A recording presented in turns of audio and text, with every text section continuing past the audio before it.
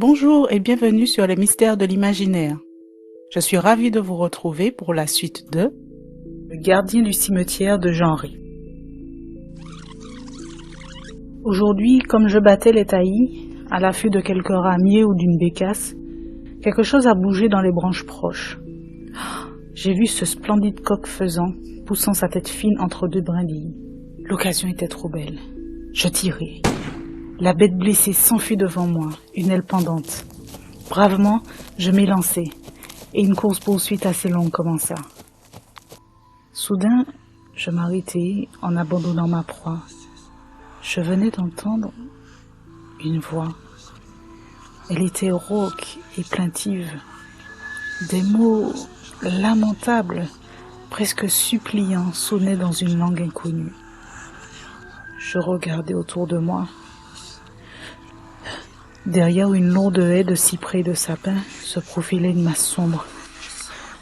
Le tombeau de la duchesse. J'étais en terrain défendu. Me rappelant l'avertissement de Velicho, je battis en retraite, juste à temps pour voir ce dernier sortir du bosquet de conifères, nu-tête et pâle comme un mort. Le soir, comme je l'observais, je vis une longue strie livide sur la chair de sa joue droite. Il me sembla qu'il faisait des efforts pour la cacher à mes regards. Il n'est pas loin de minuit, mes deux compagnons jouent au dé. Tout à coup, mon cœur s'arrête, glacé de frayeur, près de la maison, tout près, le courlis a crié. Oh, l'affreuse clameur! On dirait que tout le cimetière de Saint-Guiton crie son horreur. Velicho est resté immobile comme une statue, le cornet de cuir des dés aux doigts. Ossip, avec un cri sourd, s'est rué vers le réchaud où le chaud chauffait. Il m'a vraiment poussé la tasse dans les doigts et j'ai vu que sa main tremblait. Oh, comme j'ai mal! La boursouflure rose derrière mon oreille s'est agrandie. Au centre, la petite plaie plus profonde saigne. Oh, j'ai mal, j'ai mal, j'ai mal! Hier, je me suis promenée le long de la muraille de clôture côté est. C'est un endroit sinistre où je ne m'étais jamais aventurée. Une haute haie de houx attira mes regards. Elle allait de la muraille est à la muraille nord, clôturant ainsi un lopin de terre triangulaire qui échappait à ma vue. Quelle étrange appréhension me fit soudain souhaiter de voir l'espace isolé de la sorte. Cela me fut très difficile, car la haie était épaisse et chaque feuille de houx était une petite main griffue qui me lacérait la peau. Il n'y avait rien dans l'enclos, si ce n'est 8 croix dont la vétusté allait pour ainsi dire en gradation régulière. Ainsi, la première était pourrie et lavée par les pluies.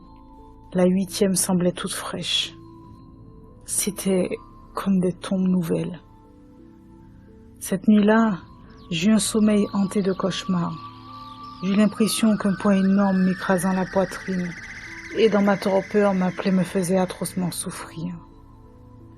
Oh, j'ai peur. Quelque chose se passe. Comment ne l'ai-je pas remarqué auparavant?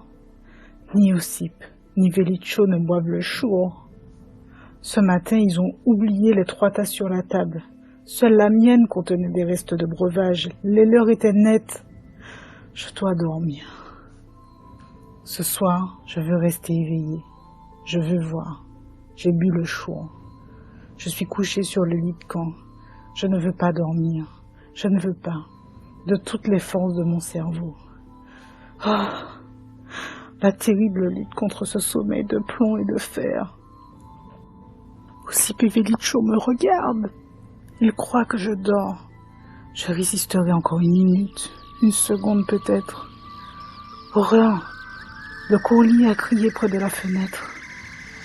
Oh, quelque chose d'atroce, d'épouvantable s'est passé.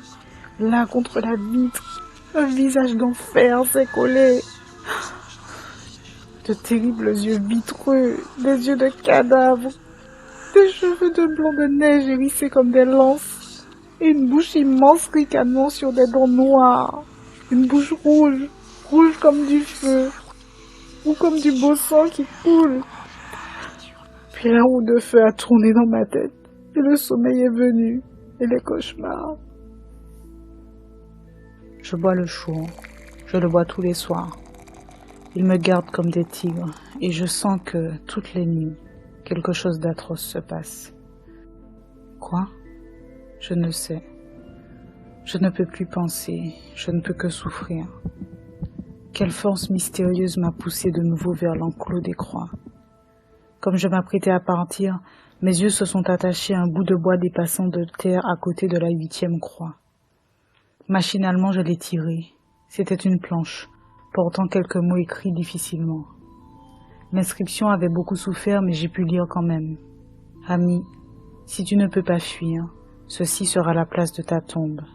Ils en ont tué 7. Je serai le 8e car je n'ai plus de force. Je ne sais ce qui se passe ici. C'est un horrible mystère. Fuis. Pierre Brunen. Pierre Brunen, je me rappelle. C'est le nom de mon prédécesseur. Les 8 croix indiquent les tombes des gardiens adjoints qui se sont succédés depuis 8 années. J'ai tâché de fuir. J'escaladai le mur nord à un endroit où j'avais découvert quelques aspérités. Déjà, les hallebardes du faîte se rapprochaient de moi, lorsque soudain, à 2 pouces de ma main, une pierre éclata, puis une autre, puis une autre. Au bas du mur, Velicho froidement m'ajustait de sa carabine, et ses yeux avaient l'éclair glacé du métal, celui dont on fond les cloches qui sonnent le glas des morts.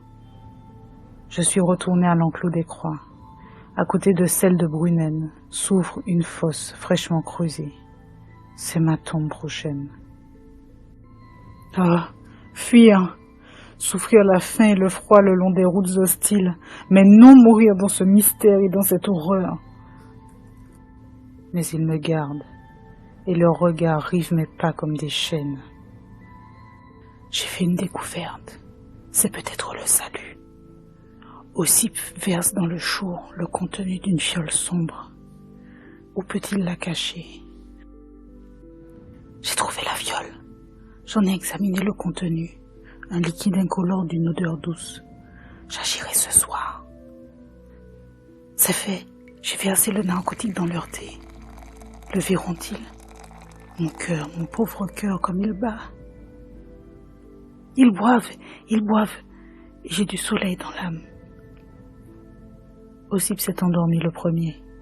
Velicho m'a regardé avec un étonnement immense, puis une lueur féroce a passé dans ses yeux, et sa main a cherché son revolver, mais il n'a pas pu achever le geste. Il est tombé endormi sur la table.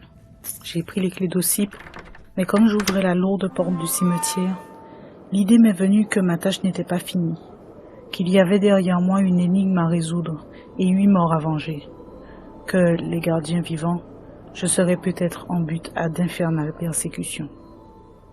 Je suis retourné. J'ai pris le revolver de Velicho. J'ai appliqué le canon derrière l'oreille des gardiens. Et là, à la même place où ma petite plaie me fait tant souffrir, j'ai tiré. Ils n'ont pas bougé. Seul Ossip a eu un grand frisson. Et seul, en face des cadavres, j'attends le mystère de minuit. Sur la table, j'ai disposé les 3 tasses, comme tous les soirs.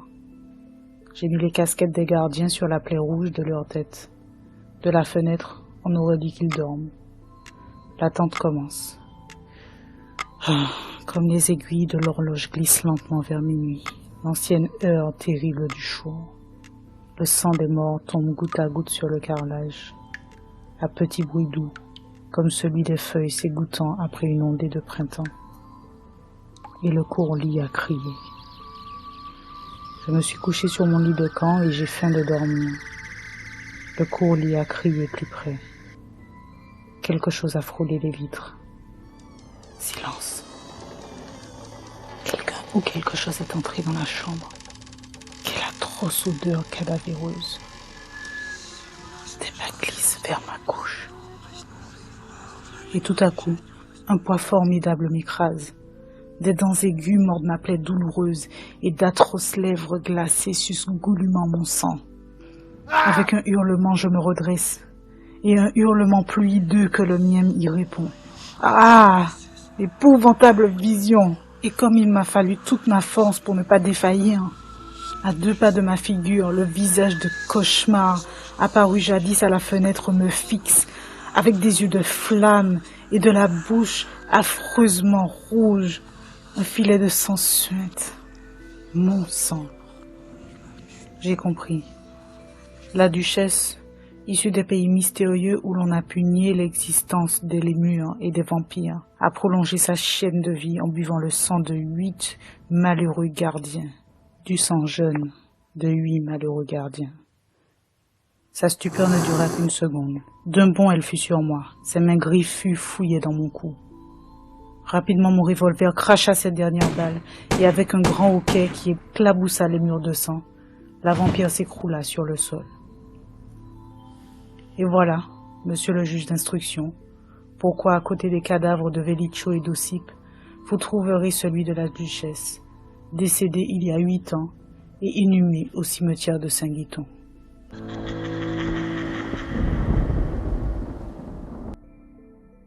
Voilà, c'est terminé. J'espère que cette lecture spéciale Halloween vous a plu et qu'elle vous a procuré des petits frissons d'ambiance qui sont bienvenus en cette saison. Si vous avez aimé, n'hésitez pas à mettre un petit pouce bleu, ça fait toujours plaisir. Et pourquoi pas à la partager à vos amis sur les réseaux sociaux, peut-être que ça fera un heureux en cette soirée d'Halloween. Aussi, pour ne rater aucune future lecture audio, ainsi que les book trailers de mes prochains écrits, n'hésitez pas à vous abonner et à activer la petite cloche des notifications. Et d'ici là qu'on se retrouve, je vous dis à bientôt.